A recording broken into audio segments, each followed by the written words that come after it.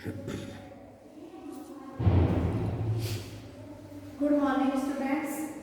बेटा हम कक्षा 5वीं विषय हिंदी व्याकरण उप विषय हमारा पाठ नंबर 18 अपठित गद्यांश। ये हमारा हिंदी ग्रामर का लास्ट लेसन है। हिंदी रीडर का हमारा सिलेबस कंप्लीट हो चुका है और 18 लेसन पे हैं हम, लास्ट लेसन पे। तो इस लेसन का नाम है अपठित गद्यांश। अपठित का अर्थ होता है जो है पहले न पढ़ा हो। क्या होता है अपठित गद्यांश? जो हमने पहले कभी न पढ़ा हो उसे अपठित गद्यांश कहते हैं। गद्यांश का अर्थ है गद्य का भाव, कि वो जो पैराग्राफ लिया गया है वो गद्य से लिया गया है, वो गद्य का हो।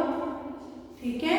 नंबर 3, अनुच्छेद को हमें अच्छे से पढ़ना व समझना चाहिए। जो गद्य दिया गया है, जो पैराग्राफ दिया गया है उसे हमें अच्छे से रीड करना चाहिए, कम से कम 2 या 3 बार।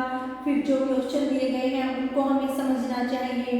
फिर हमने क्वेश्चन देख के फिर देखना चाहिए कि इसका आंसर पैसेज के अंदर कहाँ दिया गया है, पैराग्राफ के अंदर कहाँ दिया गया है। ठीक है। फिर उस आंसर को अपने अकॉर्डिंग हमें लिखना चाहिए, अपने शब्दों के अकॉर्डिंग। यदि अनुच्छेद का शीर्षक एक प्रश्न पढ़कर उसका उत्तर अपने शब्दों में दो। पहले हमें प्रश्न को रीड करना चाहिए, फिर हमें देखना चाहिए कि पैराग्राफ में कहाँ पर दिया गया है और फिर उसका जो उत्तर देना हमें वो हमें अपने शब्दों में देना चाहिए, न कि जैसा बुक में लिखा गया है ऐसा नहीं करना चाहिए। और यदि हमें लास्ट में कई बार होता है कि या तो किसी वर्ड का मीनिंग पूछ लेते हैं या फिर उस जो अनुच्छेद दिया गया उसका शीर्षक पूछ लेते हैं, जैसे कि कहानी की लास्ट में शिक्षा होती है या फिर कोई शीर्षक होता है, उसी तरह पूछ लेते हैं। तो वो क्या है, यह अनुच्छेद से संबंधित होना चाहिए। जो शीर्षक हम लिख रहे हैं वो किससे संबंधित होना चाहिए कि जो अनुच्छेद दिया गया है उसी के अनुसार, उसी के अकॉर्डिंग ही होना चाहिए। अनुच्छेद जो है रोचक पूर्ण होना चाहिए। जो अनुच्छेद है वो हमें पढ़ने में भी अच्छा लगे और जब हम उसके क्वेश्चन आंसर ढूंढते हैं तो तब भी हमें अच्छा लगे। तो बेटा अब हम अपनी पाठ्य पुस्तक से जो गद्यांश है वो रीड करेंगे। ये है हमारा लेसन नंबर 18 अपठित गद्यांश। अपठित का अर्थ है जो पहले न पढ़ा हो। गद्यांश का अर्थ है गद्य का भाग। यह गद्य कोई लेख, निबंध, हास्य या कहानी हो सकती है।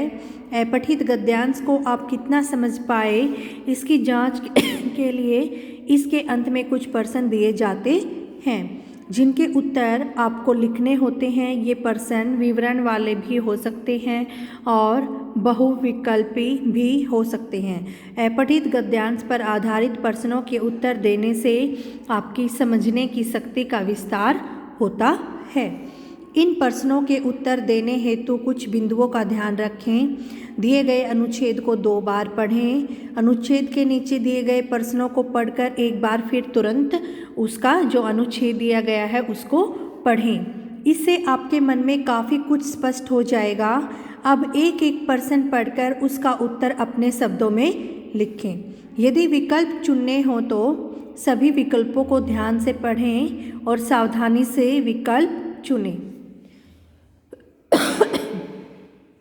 यदि अनुच्छेद का शीर्षक देना हो तो यह अनुच्छेद से ही संबंधित होना चाहिए। आइए कुछ अनुच्छेद हल करें। मोतीलाल ने रामनाथ से 1 लाख रुपए उधार लिए। बाद में मोतीलाल के मन में बेईमानी आ गई।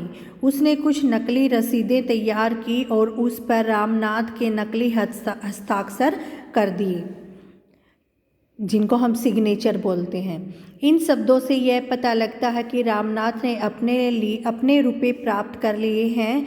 मोतीलाल ने 1,000 रुपये देकर 10 गवाह भी तैयार कर लिए। रामनाथ ने मोतीलाल पर मुकदमा कर दिया। मोतीलाल ने जज को 5,000 की रिश्वत भेज दी। सुनवाई पूरी होने पर जज साहब ने कहा, जब गवाह मोतीलाल के पक्ष में है लेकिन एक गवाह उनके विरुद्ध है, वह गवाह में है जब यह मुझे रिश्वत दे सकता है तो इन 10 लोगों को भी ज़रूर दे सकता है। जज साहब ने रामनाथ के पक्ष में फैसला दिया और मोतीलाल पर भारी जुर्माना लगाया। अब निम्नलिखित प्रश्नों के उत्तर ढूंढने हैं हमें। पैसे किसने किससे उधार लिए? किसने किससे लिए थे? मोतीलाल ने रामनाथ से, रामनाथ ने मोतीलाल से, जज ने मोतीलाल से। इसमें अब हम इसके अंदर ढूंढेंगे। मोतीलाल ने रामनाथ से 1 लाख रुपए उधार लिए। जो पहली लाइन है उसी में हमारे क्वेश्चन का आंसर है। किसने लिए? मोतीलाल ने रामनाथ से। तो यह क्या होगा? हमारा आंसर होगा। तो फिर इसी आंसर को हमने यहाँ पर क्या करना है? टिक मार्क करना है। ठीक है बेटा। अब है हमारा क्वेश्चन नंबर 2। रामनाथ ने कितने गवाह तैयार किए? 5, 10, 15। कितने गवाह तैयार किए थे? 10। मोतीलाल ने जज साहब के पास क्या भेजा? उपहार, 1 गवाह, 5000। क्या भेजा था उन्होंने उसके पास? 5000 रुपये भेजे थे। तो इसके ऊपर क्या करेंगे? हम टिक मार्क करेंगे। मोतीलाल के विरुद्ध कौन गवाह था? जज साहब, रामनाथ, रामनाथ के मित्र। कौन था? जज साहब। जज साहब कैसे व्यक्ति थे? ईमानदार, निष्पक्ष, दोनों सही हैं। कैसे थे दोनों? ईमानदार भी थे और निष्पक्ष भी थे। ठीक है।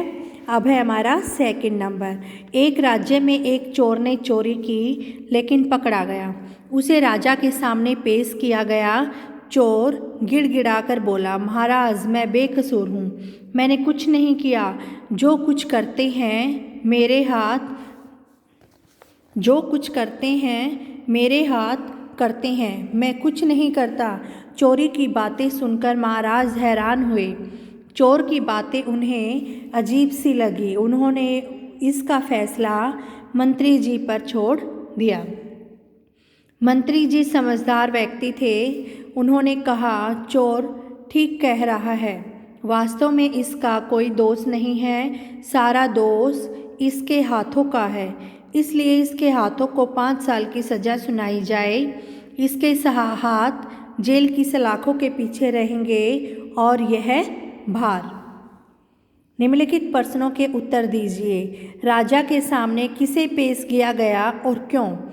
एक चोर को, क्योंकि वह चोरी करता हुआ पकड़ा गया था। चोर ने सारा दोष किसका बताया? चोर ने सारा दोष अपने हाथों का बताया। महाराज ने फैसला किस पर छोड़ दिया? महाराज ने फैसला मंत्री पर छोड़ दिया। मंत्री जी ने क्या फैसला सुनाया? मंत्री जी ने फैसला सुनाया कि चोर के हाथ 5 साल तक जेल की सलाखों के पीछे रहेंगे और चोर बाहर रहेगा। इस छोटी सी कहानी को आप क्या शीर्षक देना चाहोगे? उत्तर, मुझे इसका उपयुक्त शीर्षक लगता है मंत्री जी का न्याय। तो बेटा आज हम ये 2 करेंगे। आपने इनको रीड करना है, समझना है, लर्न करना है। ठीक है। अब जो हमारे 3 और रहते हैं वो हम कल करेंगे। ठीक है। Okay students, thank you, have a nice day.